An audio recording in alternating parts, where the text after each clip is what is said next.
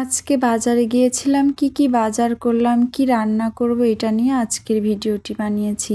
সবাই আমার পাশে থাকবেন। আসসালামু আলাইকুম এভরিওয়ান, সবাই কেমন আছেন? আলহামদুলিল্লাহ আমি ভালো আছি।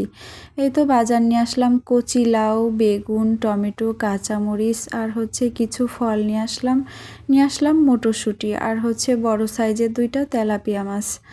আর ডিম ছিল, তেল, এখানে ছিল পালং শাক, ধনিয়া পাতা আর স্ট্রবেরি গাছ। আসলে গাছের দিকে আমার সবসময় নজরটা বেশি যায়। দুধের সাথে আজকে একটা সুন্দর কন্টেনারও ফ্রি পেয়েছিলাম।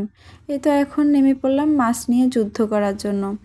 মাছ আমি কিন্তু ভালোই কাটতে পারি, কিন্তু এখানে ছাইয়ের অভাবে আমার একটু সমস্যা হয়ে যায়।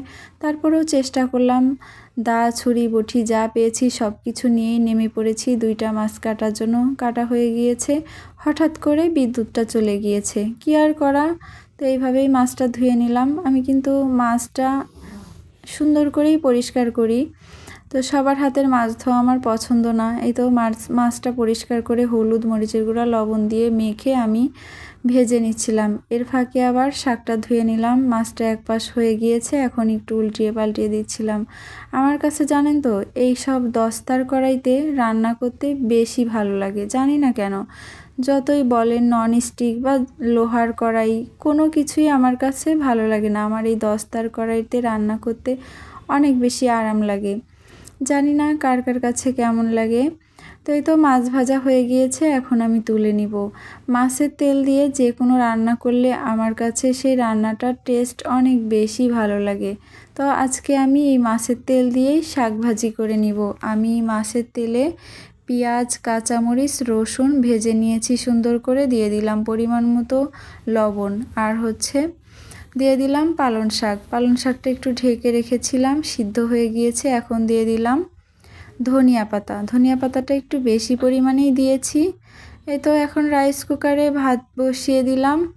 আমার শাক ভাজিটা হয়ে গিয়েছে। এখন আমি রান্না করব লাউ। এখানে পেঁয়াজ মরিচ ভেজে লবণ দিয়েছিলাম, দিয়ে দিলাম বাটা মশলা। এখন দিয়ে দিচ্ছি মরিচের গুঁড়া, হলুদের গুঁড়া। সুন্দর করে মশলাটা কষানো হয়ে গিয়েছে। এখন দিয়ে দিলাম লাউ। লাউটা একদম সুন্দর করে নেড়ে চেড়ে নিচ্ছিলাম। লাউটা কিন্তু আজকে অনেক বেশি কচি ছিল। ছোট্ট একটা লাউ মাত্র দাম নিয়েছে 80 টাকা। তো ভালো হতে হবে না? লাউটা কষানো হয়ে গিয়েছে, এখন আমি দিয়ে দিয়েছি গরম পানি। তারপরে দিয়ে দিলাম মাছ। যেহেতু আমি একা মানুষ, এই এক রান্নায় আমার 2-3 দিন চলে যাবে ভাই, কি আর করা। দিয়ে দিলাম লাস্টে ধনিয়া পাতা। এখন নামিয়ে নিব।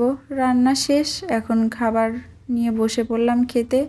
আমার ভিডিওটি যাদের ভালো লাগে তারা লাইক, কমেন্ট, শেয়ার করে পাশে থাকবেন। সবাইকে অনেক অনেক ভালোবাসা জানিয়ে শেষ করছি।